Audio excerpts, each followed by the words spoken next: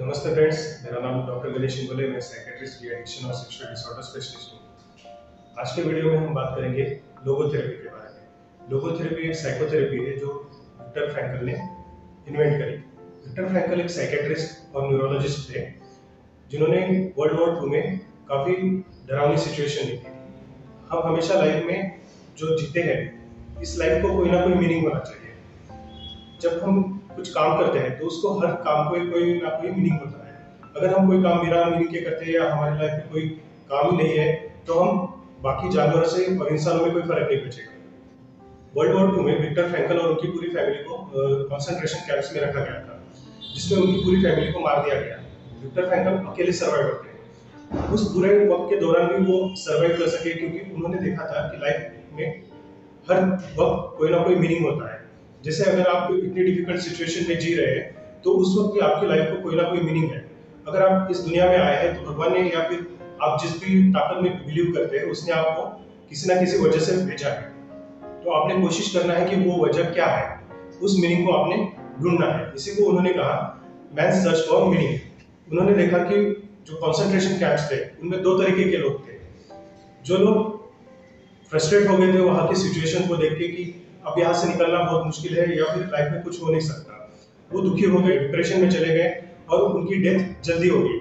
जबकि कुछ लोग होपफुल थे, उनको लाइफ में कुछ और करना था, जैसे उनको अपने घर जाना था, अपने रिश्तेदारों से मिलना था या और भी कुछ करना था, या उनको दुनिया को नया मीनिंग देना था। जिन्होंने इस मीनिंग को ढूंढ लिया था वो लोग उस डिफिकल्ट सिचुएशन में भी सर्वाइव कर सके और बाहर आकर भी वो अच्छे से दुनिया के लिए कुछ कर सके।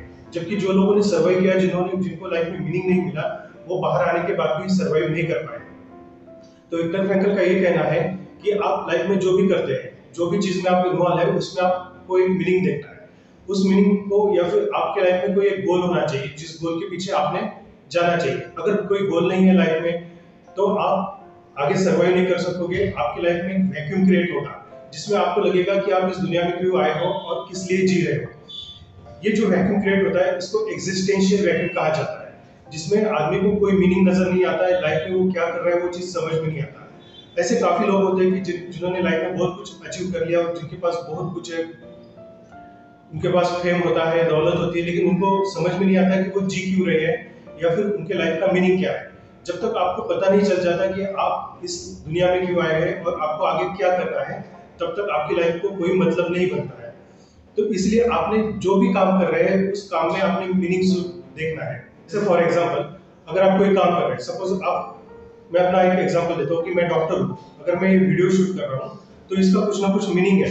अगर मैं इस वीडियो को शूट कर रहा हूँ तो ये वीडियो ज्यादा लोगों तक पहुंचेगी, जिससे लोगों को कुछ ना कुछ पॉजिटिव एनर्जी मिलेगी, उनको लाइफ में कुछ चेंजेस आएंगे।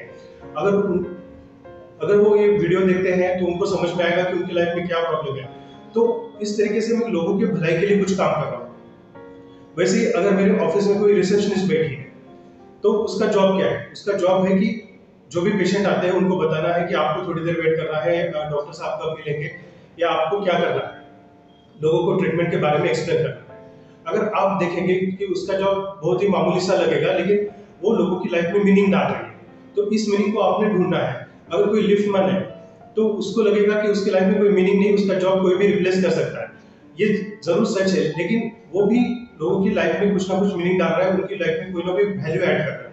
तो वो वैल्यू क्या ऐड कर रहा है कि जो भी आदमी है जिसको अगर किसी 7वीं मंजिल पे जाना है, उसको कुछ पता नहीं है, तो वो कैसे जाएगा? वो लिफ्टमैन उसकी हेल्प कर रहा है, वो हेल्प करके उसकी लाइफ में कुछ ना कुछ पॉजिटिव वैल्यू ऐड कर रहा है।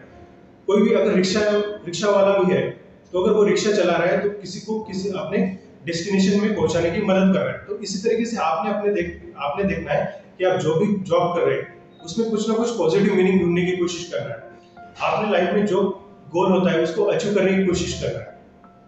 गोल हमेशा मटेरियलिस्टिक नहीं होना चाहिए। अगर आप मटेरियलिस्टिक तब तक होना चाहिए जब तक आपकी नीड्स पूरे नहीं कर सकते।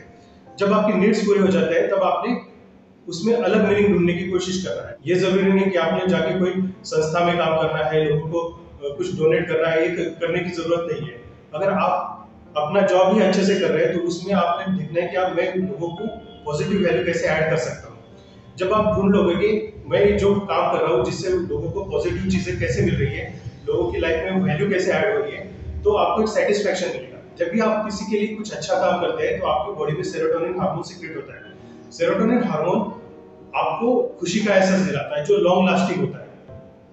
जब आप अपने लिए कुछ अचीव करते हैं, जैसे अगर आपको कोई प्राइज मिल गया तो आपके बॉडी में अचानक से डोपामिन सीक्रेट होता है। डोपामिन की वजह से आपको अच्छी खुशी मिलती है, लेकिन ये खुशी तब तक ही लास्ट करती है जब तक बॉडी में डोपामिन है, और ये डोपामिन जल्दी खत्म हो जाता है। तो आपने देखा होगा कि जो आदमी को लॉटरी का टिकट मिलता है, बहुत सारे पैसे मिलते हैं, उसकी खुशी ज्यादा दिन तक नहीं टिकती। लेकिन वही अगर कोई आदमी है जो दुनिया के लिए कुछ अच्छा काम कर रहा है, जो बार बार कोई अच्छा काम कर रहा है, तो उसको जो खुशी मिलती है वो लॉन्ग लास्टिंग होती है, उसको एक सेटिस्फैक्शन मिलता है। ये सेरोटोनिन की वजह से होता है। तो विक्टर फ्रैंकल ने यही अपनी लोगोथेरेपी में लोगों को सिखाने की कोशिश करी है कि आपने अपने लाइफ में पॉजिटिव मीनिंग सोचना है। ये पॉजिटिव मीनिंग आप अपने काम को समझ के निकाल सकते हैं, अच्छे से रिलेशनशिप डेवलप करके कर सकते हैं। धन्यवाद।